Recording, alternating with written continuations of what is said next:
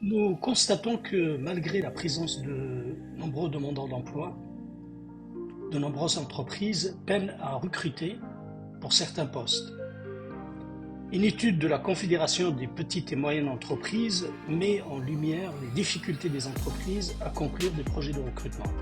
En moyenne, plus de 43% d'offres restent sans candidat. Parfois, des incompatibilités entre les compétences recherchées et les compétences disponibles. Les profils de demandeurs d'emploi ne correspondent pas toujours aux besoins des entreprises en termes de qualification ou d'expérience. Il y a aussi la réticence des demandeurs d'emploi à accepter certains emplois. Des facteurs comme la rémunération, les conditions de travail ou la distance géographique peuvent parfois poser un problème pour le candidat et donc l'amène à ne pas accepter certaines offres. Des difficultés à recruter dans certains secteurs comme l'industrie, l'agriculture, les services à la personne, qui souffrent un peu d'attractivité et qui peinent à attirer des nouveaux candidats. Très souvent, les offres d'emploi, voire même les candidatures spontanées, sont faites en ligne sur des job boards ou des sites internet, et voire même les démarches, parfois il y a des entretiens qui se font en ligne, etc. Donc il y a des gens qui sont en difficulté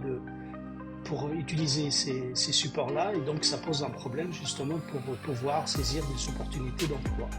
Alors, fort de ces constats, notre consortium associatif organise un salon. C'est une journée consacrée au recrutement par simulation, un jeu d'entreprise, ce qu'on appelle pour les initiés de la business game. C'est une aventure qui va permettre aux candidats de passer le premier filtre de la sélection. Ça leur permet de travailler, d'étayer ses décisions, de s'intégrer dans une équipe et d'être acteurs impliqués dans le jeu. Donc, il démontre vos capacités aux recruteurs d'aller jusqu'au bout de vos ambitions.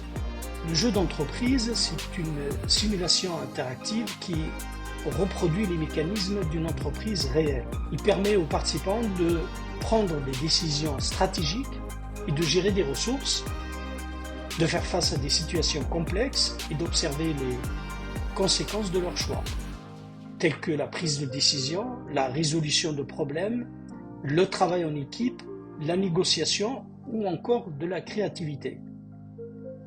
Ça permet d'évaluer des profils. Les jeux d'entreprise sont également utilisés dans le cadre du recrutement ou d'évaluation de compétences. Les lauréats vont être accompagnés dans l'incubateur par des mentors experts. Participer au salon du mentorial permet de rencontrer des experts conseils, des entreprises, des recruteurs, afin d'étoffer votre réseau et de réaliser votre projet. Mais aussi de pouvoir participer aux jeux d'entreprise que notre consortium associatif organise lors des mentorials. Les participants sont à la tête d'entreprises fictives et prennent des décisions de gestion. Il appréhende ainsi très concrètement des concepts de gestion issus des domaines de compétences, la stratégie, le marketing, le management, mais aussi leur savoir-être, comme l'autonomie, la prise d'initiative, l'adaptation, un groupe, ou la négociation, puisque vous allez jouer dans un univers, dans un groupe. On organise un café thématique chaque semaine. Vous pouvez vous inscrire au prochain depuis les liens présents dans le commentaire. Pour finir, n'oubliez pas de vous abonner et nous suivre sur les réseaux sociaux pour rester informé et recevoir les nouvelles publications. À très bientôt.